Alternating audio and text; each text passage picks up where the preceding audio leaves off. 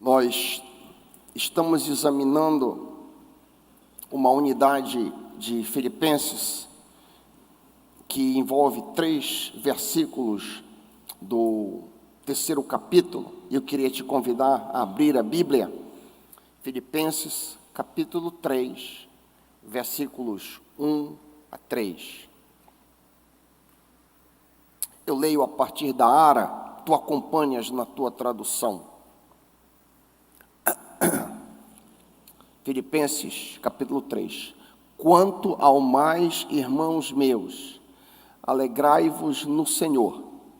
A mim não me desgosta e é segurança para vós outros que eu escreva as mesmas coisas.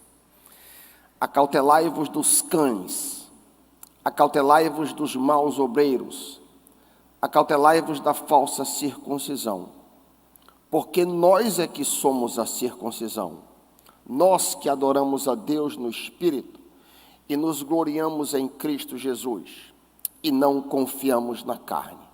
Pai querido, tem misericórdia de mim, me ajuda a compartilhar a Tua palavra, abre os corações para que haja entendimento e mudança de vida em cada um de nós, em nome de Jesus, amém.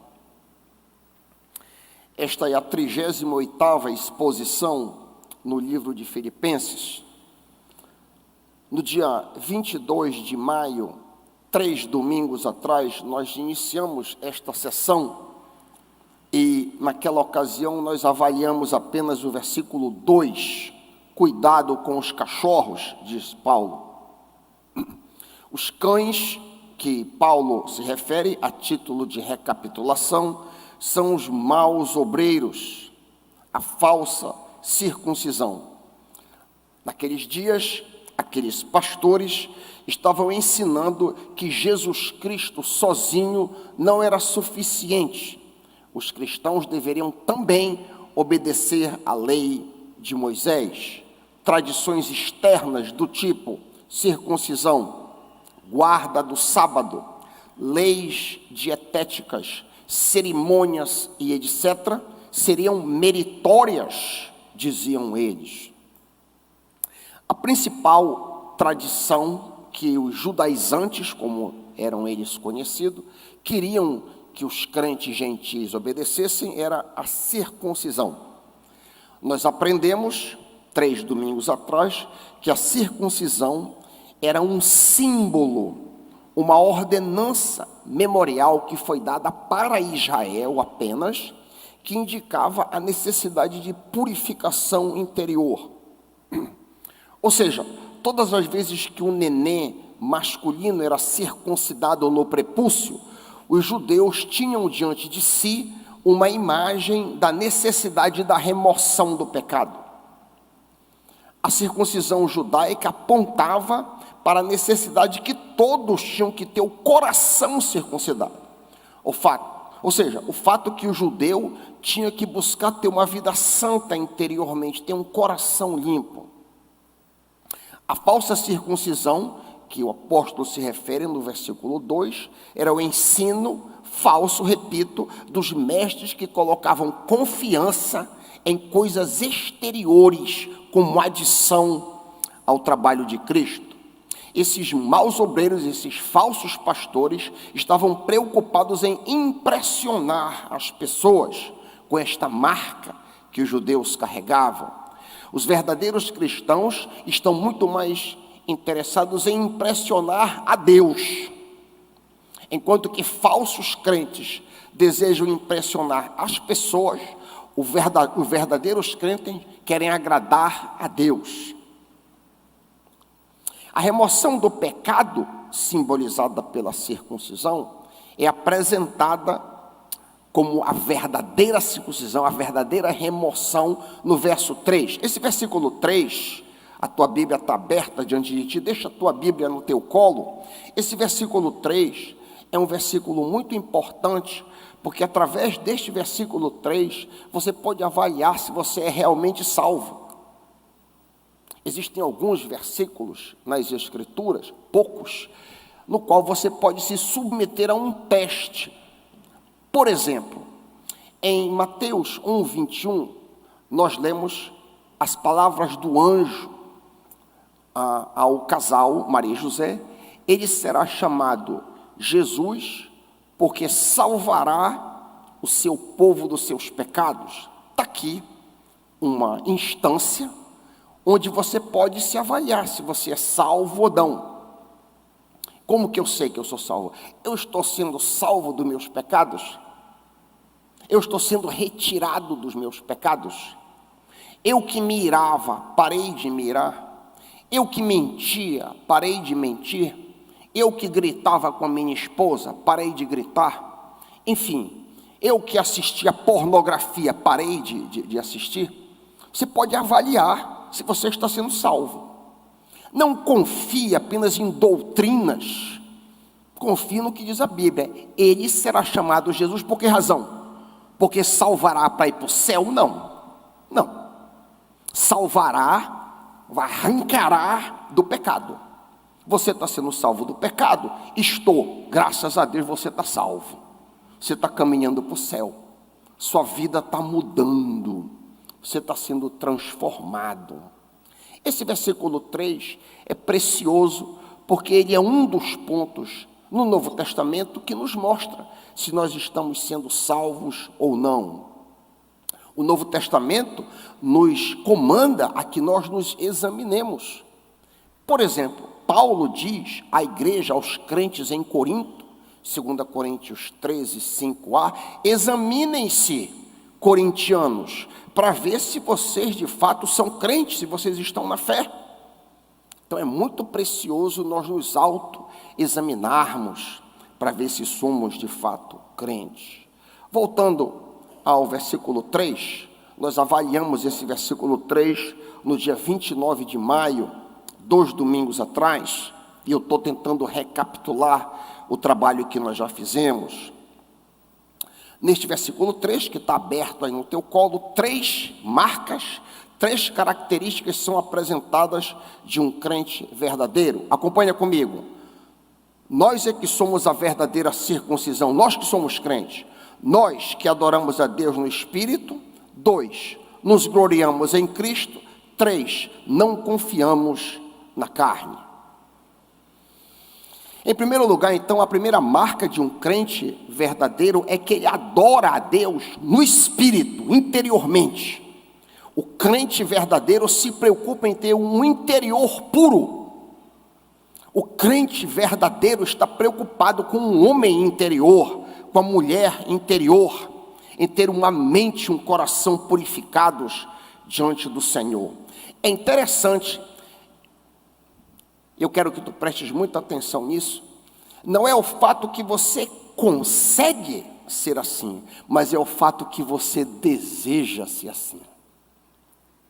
Não é o fato que você conseguiu a purificação total do seu interior, mas você aspira a isso, você deseja isso, você luta diariamente para ser um homem, uma mulher pura interiormente. Nós que adoramos a Deus no Espírito, no interior. Você luta no seu interior para ser uma pessoa pura? Se você luta dessa forma, você tem a primeira marca de um crente verdadeiro. A segunda marca está na parte B do versículo 3. Acompanha comigo a parte B. Bate os olhos em cima. Nos gloriamos em Cristo. Para aí. Vimos que o cristão verdadeiro não se orgulha em nada, a não ser naquilo que Cristo fez por ele. Ele não se envaidece de nada em si mesmo. Ao contrário, ele se gloria apenas em Cristo. Cristo me salvou. Cristo somente.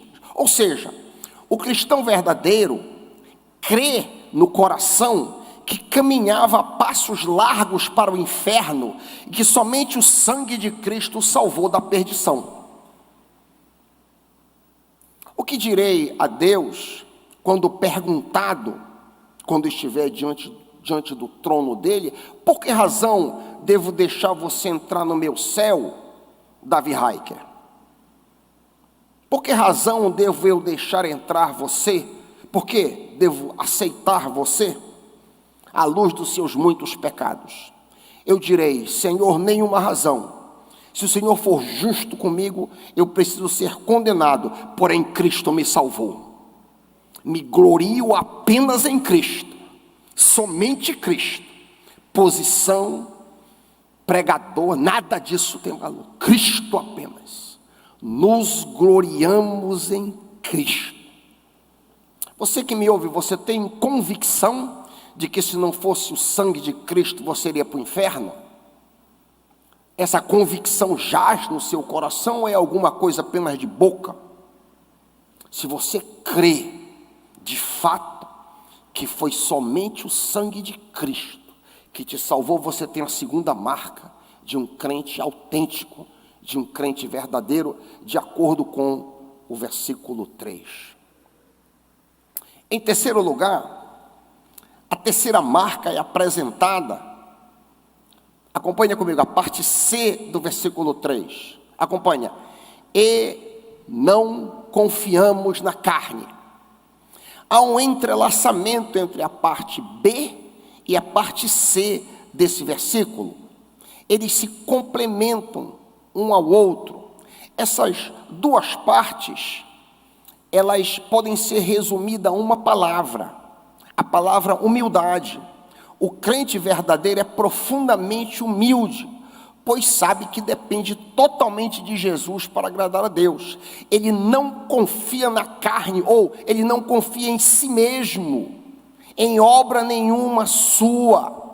Ele não confia em coisas do tipo, embora boas, ele não confia em coisas do tipo ter levantado a mão, ter ido à frente para a conversão, ter sido batizado, ser envolvido na igreja, participar regularmente da ceia do Senhor, ter ofícios eclesiásticos, conhecer os fatos do Evangelho de maneira cognitiva, como era o meu caso, ter nascido em um lar cristão, fazer obras de caridade, ser fiel à sua esposa, pagar os seus impostos, ser bonzinho, nada dessas coisas ele confia. Ele não confia em si mesmo, ele confia em Cristo.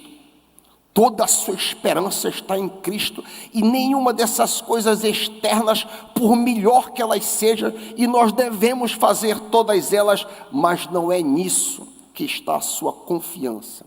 Se você crê desta maneira, você tem a terceira marca de uma pessoa salva, de um crente, de um homem que teve o coração circuncidado.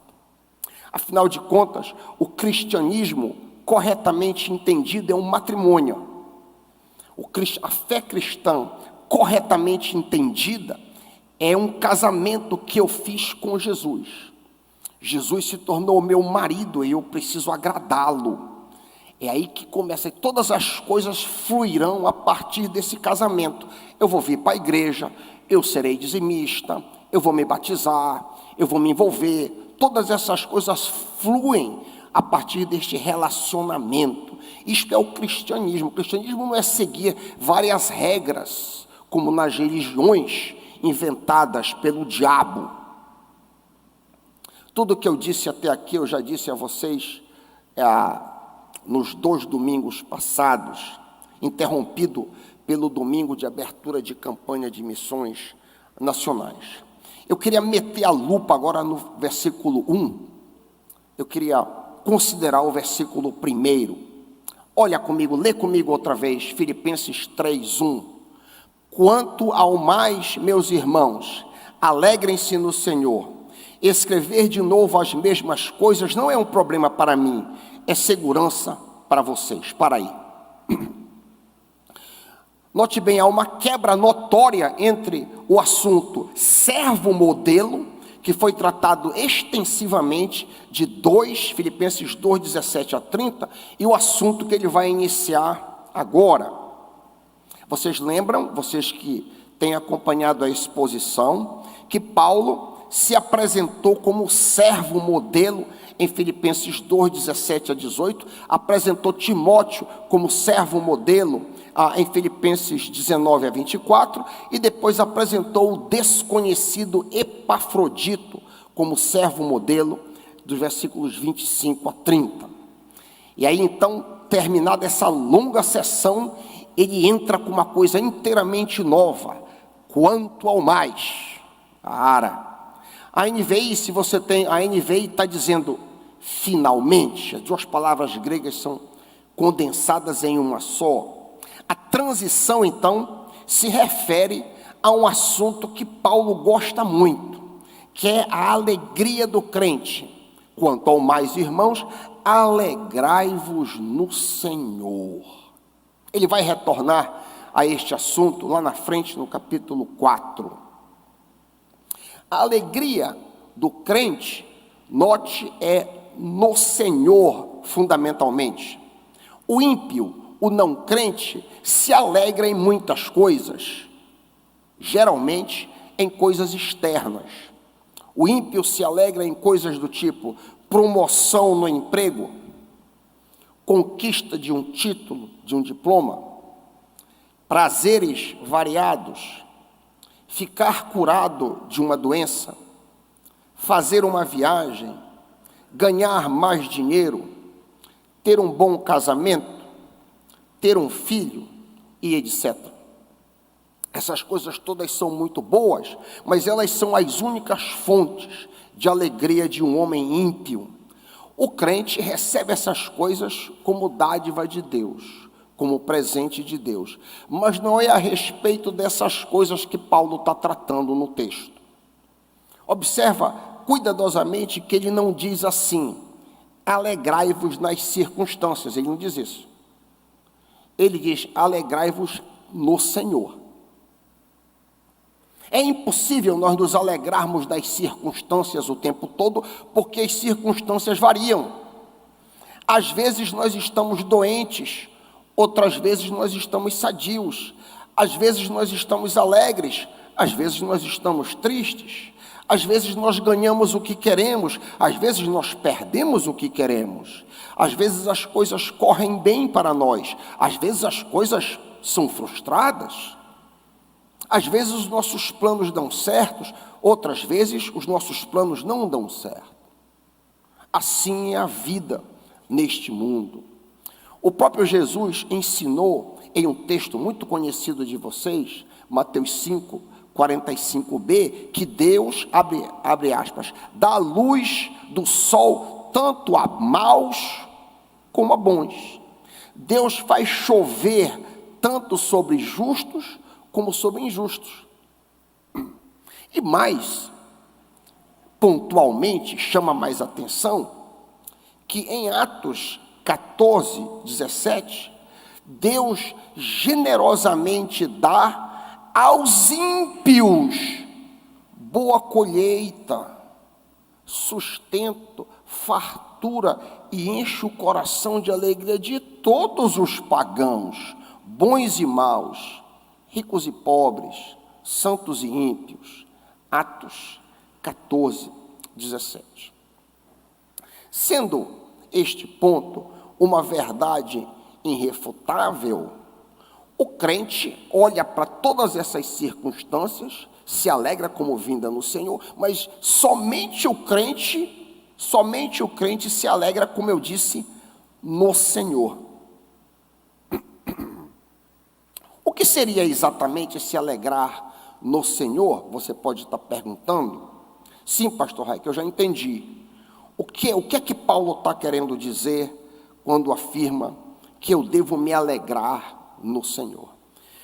Eu articulei 4 pontos e eu não quero ser exaustivo de maneira nenhuma. Existem muitas outras coisas que poderiam ser imaginadas como alegria no Senhor, mas eu articulei 4 alegrias no Senhor, motivo de alegria de alguém que é regenerado, que teve o seu coração circuncidado. Primeira, alegrar-se no Senhor é saber que você, como crente, conhece o Deus verdadeiro, enquanto o mundo inteiro é idólatra.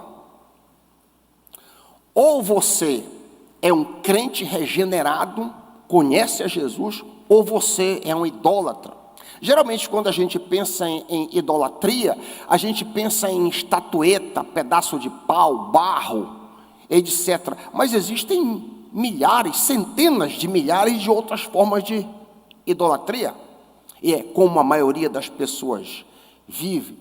As pessoas praticam idolatria, por exemplo, tendo o dinheiro como o seu ídolo, sexo, trabalho, sucesso, prazeres, entretenimento, fama e, mais comum, o próprio ego. Adora a si mesmo. Não existe ateu. O que existe é aquele que adora o seu próprio ego. Idólatra. Como saber se eu sou um idólatra? Como saber se eu conheço o Deus verdadeiro e posso me alegrar neste fato, ou se eu sou um idólatra? É possível eu me testar? Pergunta: onde está a tua maior alegria? Onde está a tua maior alegria? Em um parente, teu cônjuge, tua namorada, dinheiro? Onde é que está a tua maior alegria? No que é que você pensa quando você tem momentos de relaxamento? Quando você está em casa à noite, por exemplo, você deitou na cama, o que é que preenche o teu coração? Todos nós temos que trabalhar e realizar muita coisa. Eu não estou me referindo a esses momentos. O momento que você acorda de manhã, o que é que vem à tua mente? O que domina o teu interior? Isso que domina o teu interior é o teu Deus. Isso que é o teu Deus. Se o que domina a tua mente, o teu coração é o Senhor, tu amas o Senhor Jesus, tu queres agradá-lo, tu pensas nele, então tu tens por que te alegrar no Senhor. Te alegra no Senhor. Ele é a tua fonte de alegria. Em segundo lugar, o que seria se alegrar no Senhor? Se alegrar no Senhor é saber que eu fui resgatado da ira de Deus por meio da salvação em Cristo. Se alegrar no Senhor é saber que o meu futuro eterno foi assegurado pelo penhor, pela garantia do Espírito. Nada pode separar o crente do amor de Deus. Tribulação, angústia, perseguição, fome, nudez, perigo à espada, demônio, Satanás, todos os anjos do inferno não podem separar o crente de Jesus. Portanto, ele se alegra no Senhor ao saber disso. Terceiro, o crente se alegra no Senhor porque ele sabe que todas as coisas cooperam para o bem dele. Uma outra maneira de dizer isso é dizer que o crente tem esperança. O crente tem um coração cheio de esperança. Muitas das vezes o crente não entende como que uma coisa terrível veio sobre ele. Ele não compreende as situações que em alguns momentos ele atravessa. É difícil para ele muitas das vezes compreender por que isso aconteceu comigo. Por que isso aconteceu com uma pessoa que eu amo? Mas ele confia que Deus está trabalhando no meio dessas coisas para o seu bem. E o que é o bem? É a cura? Não. O bem é fazê-lo mais parecido com Jesus. Esse é o bem. Ele confia nisso, embora não entenda porque as coisas horríveis lhe sobrevêm.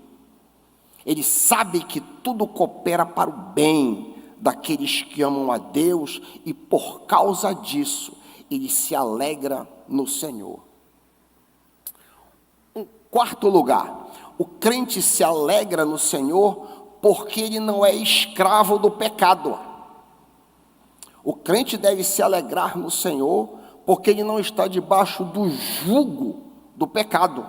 ele tem uma gloriosa promessa de vencer todos os seus medos, toda a sua insegurança e todo tipo de escravidão carnal em Cristo Jesus pelo poder do Espírito Santo.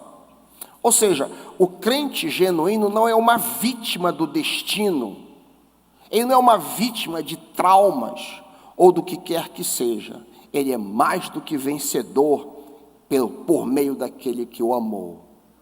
O crente não é escravo do diabo, não é escravo da carne e não é escravo do mundo, portanto ele se alegra no Senhor. Tem aí 4 pontos de alegria no Senhor. O ímpio não tem, não pode ter esse tipo de alegria.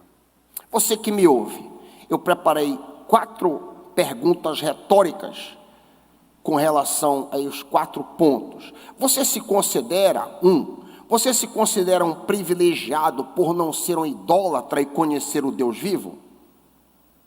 Você se alegra em saber que o teu futuro externo está garantido, pois nada pode te separar do amor de Deus em Cristo Jesus? 3. Você entendeu que tudo o que acontece com você é permitido pelo Pai para te fazer mais parecido com Jesus? 4. Você tem experimentado mudanças em sua vida? Você tem tido vitória sobre seus pecados ao longo de sua caminhada cristã? Se você respondeu sim, alegra-te no Senhor, meu irmão. Louva a Deus, minha irmã. Olha para frente, o Senhor é contigo, que esta alegria seja a tua força. Amém? Volta os olhos outra vez para Filipenses 3, agora a parte B do versículo 1. Acompanha comigo. 3:1, parte B. A mim não me desgosta, e é segurança para vocês que eu escreva as mesmas coisas. As mesmas coisas. O quão diferente era o pastor Paulo dos falsos pastores apresentados no versículo 2. Os maus pastores do verso 2 estavam preocupados em impressionar a audiência. O apóstolo Paulo não tinha esta preocupação. Atenta para este ponto. Paulo não se incomoda em ser repetitivo. Paulo não fica desconfortável pelo fato de repetir as mesmas coisas. Paulo já havia ensinado a respeito da falsa circuncisão, dos maus obreiros que ele se refere aqui. Provavelmente Paulo ensinou a respeito da falsa circuncisão, relatado no versículo 2, quando Paulo esteve em Filipos, quando pregou ao vivo ali. Ou, quem sabe, ele ensinou a esse respeito, quando ele enviou uma carta que nós não temos, da mesma maneira como nós não temos a carta aos Laodicenses, Colossenses 4:16. O que me interessa, o que nos interessa, é o fato de que Paulo não se importa em repetir exatamente o mesmo ensino já conhecido de sua audiência. Observe que nós temos um padrão aqui, um padrão apostólico. Todos os apóstolos e o próprio Jesus repetiam os seus ensinos, batiam em determinadas coisas sucessivamente, repetindo assim coisas que eles achavam fundamentais. Por exemplo, deixa um dedo em Filipenses 3 e avança. Olha 2 Pedro 1, 12 e 13. 2 Pedro 1, 12 e 13. O apóstolo Pedro diz: por isso, sempre terei o cuidado de lembrar-lhes essas coisas, se bem que vocês já sabem, estão solidamente firmados na verdade que receberam. Eu considero importante, enquanto estiver no tabernáculo deste corpo, despertar a memória de vocês. Não apenas Pedro e Paulo repetem a mesma coisa, mas a gente vê a mesma postura no apóstolo João. Avança um pouquinho mais, tu abriste em 2 Pedro, passa algumas páginas, olha o que o apóstolo João diz em 1 João 2, 21. 1 João 2, 21. Não lhes escrevo porque vocês não conhecem a verdade, mas porque vocês a conhecem. Veja, o ancião e presbítero João repete o ensino que os ouvintes já sabiam. Judas faz a mesma coisa. O meio-irmão de Jesus, pastor em Jerusalém, diz em Judas 1,5, penúltimo documento antes de Apocalipse, Judas 1,5, embora vocês já tenham conhecimento de tudo, quero lembrar-lhes que o Senhor libertou um povo do Egito, mas posteriormente os destruiu porque não creram. O próprio Cristo ensina a mesmíssima coisa, por exemplo, em Marcos 8, 21, 9, 31, 10, 33. O mesmo ensino, qual seja, o Filho do Homem deve sofrer muitas coisas, ser rejeitado pelos anciãos, ser morto e depois de 3 dias ressuscitar. É muito importante frisar que todos os profetas do Novo e do Velho Testamento repetiam uma coisa.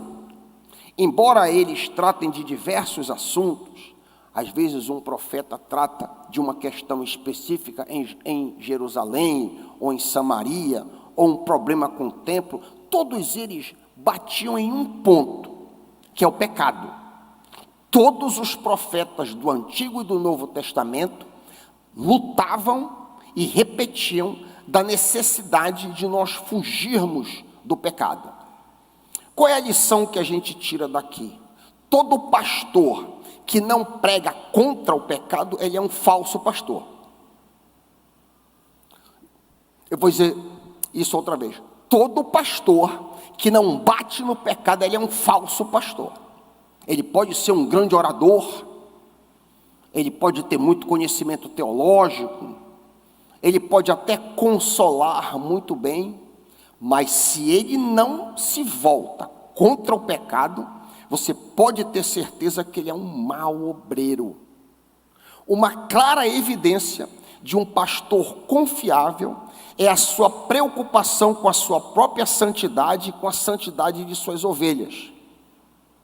Com este objetivo em mente, um pregador autêntico bate no pecado repetidas vezes, tal qual Paulo, Pedro, João, Judas e o próprio Jesus. Um pastor confiável insiste em advertir contra os males, corrupções, vícios e devassidões de sua época. É isso que nós aprendemos nas páginas das Escrituras. A essa luz, cabe a nós, à luz de tanta repetição que a gente vê nas páginas das Escrituras, cabe a nós a seguinte postura. Nós que ouvimos sermões, e eu me incluo porque eu ouço muito sermão, em casa, frequentemente eu estou ouvindo sermões. Cabe a nós a seguinte postura. Eu nunca devo dizer, ao ouvir um sermão, eu já sei isso, eu já ouvi essa pregação, esse assunto eu já conheço, eu já tinha escutado esse ensino, isso é coisa velha. A questão aqui não é o que eu e você sabemos, ou já ouvimos, ou já conhecemos. A questão é, eu pratico o que eu estou ouvindo? Eu pratico o que eu estou ouvindo outra vez? Nenhum sermão deve ser julgado com base em novidades, mas sim se aquela palavra, aquela mensagem já é parte da minha prática diária. Em nosso texto, Filipenses 3:1, Paulo afirma que repete seus ensinos para a segurança dos filipenses. Que segurança Paulo tem em mente? Que tipo de segurança Paulo se refere? Paulo queria que as suas ovelhas não fossem enganadas pelos falsos pastores que enfatizavam externalidades, no caso circuncisão. Enfatizavam externalidades para a obtenção de crédito diante de Deus. Religião externa não tem valor algum diante de Deus se não houver um coração puro da parte do adorador. A verdadeira circuncisão, o verdadeiro crente, é aquele que adora a Deus no espírito, adora ao Pai no coração, se gloria apenas em Cristo e não nos seus próprios méritos, habilidades e talentos, e não confia em si mesmo. Ele não confia, em última instância, em nada externo. Ele não confia no fato que ele aceitou a Cristo como seu Salvador e Senhor. Ele não confia no fato que ele foi batizado. Ele não confia no fato que ele está envolvido na igreja. Ele não confia no fato que ele participa regularmente da ceia do Senhor. Ele não confia no fato que ele contribui com dinheiro. Ele não confia no fato que ele é um grande servo, que ele trabalha, que ele é um grande voluntário. Ele não confia no fato que ele tem ofícios como eu, que sou pastor, o Cláudio, que é ministro de música. Ele não confia nesse tipo de coisa. Ele não confia no fato que ele sabe cognitivamente os fatos do Evangelho. Ele não confia no fato que ele nasceu em um lar cristão. Ele não confia no fato que ele pratica obras de caridade. Ele não confia no fato que ele é fiel à sua esposa. Tudo isso é importante e deve ser feito, mas não é aí que está a sua confiança. Ele não confia em si mesmo, diz Paulo. Adoramos o Deus vivo, nos gloriamos em Cristo e não confiamos na carne, não confiamos em nós mesmos. O crente autêntico deve fazer todas essas coisas, mas a sua esperança última está em Cristo. E em Cristo apenas ele confia. Em nome de Jesus, amém.